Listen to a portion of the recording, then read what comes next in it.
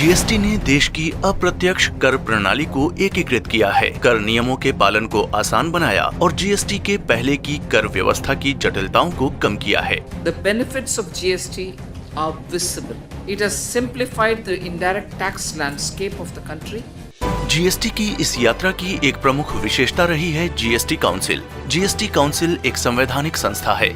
माननीय केंद्रीय वित्त मंत्री इसकी अध्यक्षा हैं। This body does not differentiate between big and small states. Everybody's justice has got to be done with the wisdom of this council. समानो मंत्र है समिति ही समानी समानम मनः सहचित्तमेषां समानम मंत्रम अभिमंत्रयेवः समानेन वो हविषा जुहोमि। इस मार्गदर्शक सिद्धांत के साथ काउंसिल ने जीएसटी के कामकाज का मार्गदर्शन करते हुए कोऑपरेटिव फेडरलिज्म की भावना से लगभग 1500 निर्णय लिए हैं।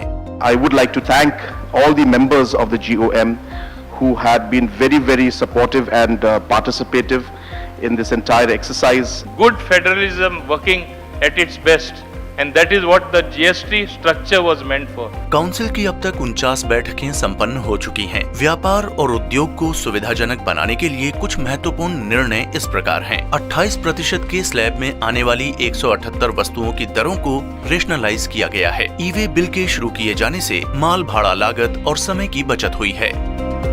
वस्तुओं के आपूर्तिकर्ताओं के लिए कंपोजिशन स्कीम का लाभ लेने हेतु सालाना टर्नओवर की सीमा बढ़ाकर 1.5 करोड़ रुपए कर दी गई है, जिससे एसएमई को काफी लाभ हुआ है। ई इनवॉइसिंग व्यवस्था शुरू की गई है।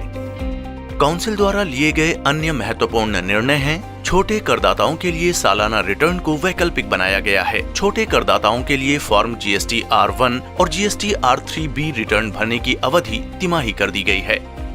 जीएसटी एपीलेट ट्रिब्यूनल के गठन को मंजूरी दे दी गई है।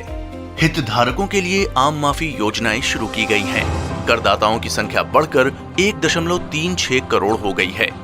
पिछले 5 वर्षों में जीडीपी के मुकाबले कर की उछाल 1.25 और पिछले 2 वर्षों में 1.4 की उछाल के साथ रेवेन्यू कलेक्शन बढ़कर 18.07 लाख करोड़ रुपए हो गया है, जो कि जीएसटी से पहले 2012 से 2017 के दौरान 1 से भी कम थी। स्वीकृत रिफंड बढ़कर 1,19,110 करोड़ रुपए हो गया है। रिटर्न फाइलिंग का बढ़ना और बेहतर अनुपालन जीएसटी की सफलता को दर्शाता है। GST regime was given by the government, which is very good in the interest of small scale and medium industry. It has improved a lot for the taxation purpose. It is very simplified process. The GST Council has very well grandfathered earlier tax rates to the GST regime and timely tweaked the rates wherever required to remove all distortions.